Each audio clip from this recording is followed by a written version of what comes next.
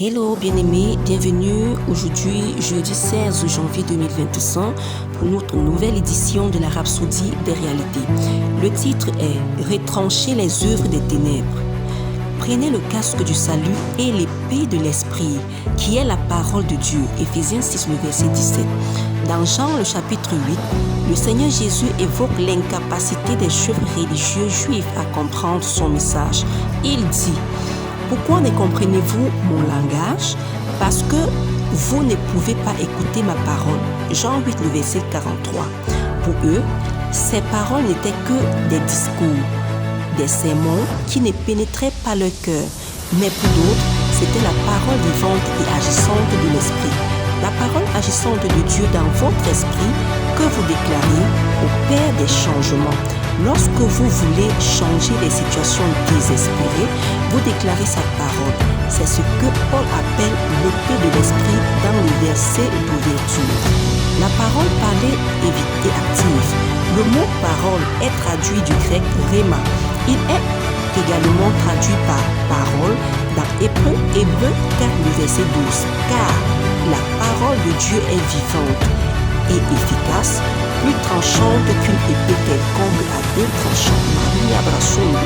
Cependant, la parole, bien qu'elle soit plus tranchante qu'une épée à deux tranchants, reste dans son étui jusqu'à ce que vous la déclariez.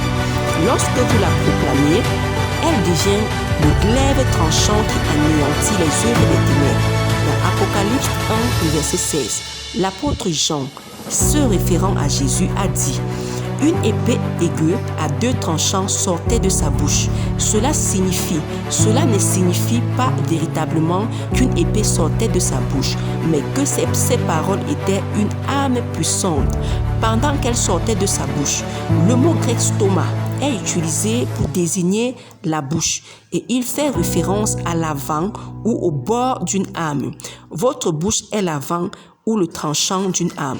Lorsque la parole de Dieu sort de votre bouche, vous tranchez le cancer, vous tranchez les tumeurs, les maladies et la pauvreté. Maria Makamasundu. Vous démontez Satan et les œuvres des ténèbres. Votre bouche est une épée. Utilisez-la pour anéantir les œuvres de l'ennemi dans votre ville, votre nation et les nations du monde. Alléluia. On va prendre la prière. Cher Père, répétez après moi. Je te remercie pour la puissance de ta parole dans ma bouche.